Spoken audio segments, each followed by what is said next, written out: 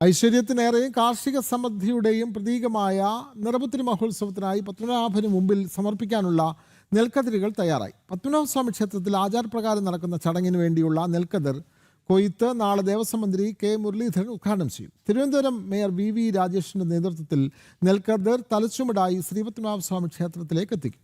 August 3-നാണ് Niraputhari മഹോത്സവം. ഐശ്വര്യത്തിന്റെയും കാർഷിക സമൃദ്ധിയുടെയും പ്രതീകമാണ് നിറപുത്തരി മഹോത്സവം. നാളെ ദേവസ്വം മന്ത്രി കെ മുരളീധരൻ നെൽക്കതിർ കൊയ്ത് ഉദ്ഘാടനം ചെയ്യും. നൂറ്റാണ്ടുകൾ പഴക്കമുള്ള വിശ്വാസത്തിന്റെയും ആചാര സംരക്ഷണത്തിന്റെയും പ്രതീകമായി മാറുകയാണ് പുത്തരിക്കണ്ടത്തെ നാളത്തെ നെൽക്കതിർ കൊയ്ത്തെന്ന് വികസനകാര്യ standing committee chairman Karamana Ajith പറഞ്ഞു. പത്മനാഭസ്വാമിക്ക് ആവശ്യമായിട്ടുള്ള പുത്തരി കൃത്യമായി കൃത്യതയോടുകൂടി ഇവിടെ വിതയിച്ചെടുക്കുവാൻ സാധിച്ചു എന്നുള്ളതാണ് വളരെയധികം ഒരു നേട്ടമായി നാം കാണുന്നത്. 29-ാം തീയതി നമ്മുടെ ദേവസ്വം വകുപ്പ് മന്ത്രി കെ മുരളീധരനാണ് ഈ പരിപാടി ഉദ്ഘാടനം ചെയ്യുന്നത്. വിവിധ സ്കൂളുകളിൽ നിന്ന് തെരഞ്ഞെടുക്കപ്പെട്ട 100 വിദ്യാർത്ഥികൾക്ക് കൊയ്ത്ത് കാണാൻ അവസരം നഗരസഭ ഒരുക്കിയിട്ടുണ്ട്.